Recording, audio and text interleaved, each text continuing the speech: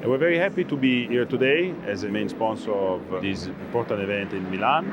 I think there is a strong connection between energy and food. The demand of energy will grow twice by 2050, and 50% will be the growth for food consumption. The entire technologies now can help us to produce food in a completely different way that will give us a huge out, a much more sustainable food. We also launched a program called THINK, this Food Innovation Hub Network, to create 10 food innovation hubs in Africa. We cannot talk about the future of food, we cannot talk about sustainability if Africa is not seated at the main table.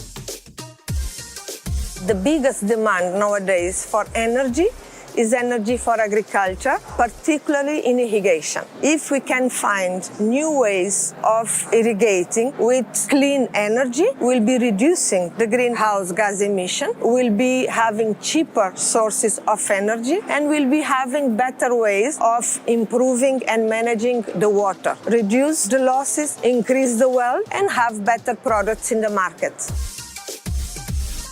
We are in the business of making small farms visible to economic institutions like banks. East Africa is a tougher agricultural market to work in because the farms are so small. So we've had to come up with new ways of creating collateral and security for small farms that don't have traditional assets like a car or a tractor. Precision agriculture is so important because it can allow farmers to be smart about how they cultivate the land. It also reduces the cost of cultivation because it allows you to be more efficient and effective with how you grow your crops. Now we are seeing a lot of innovation coming in, for instance, solar energy, where you can have cold storage boxes that are based on solar. And so these are very effective to have in the rural areas where they don't have access to the national grid.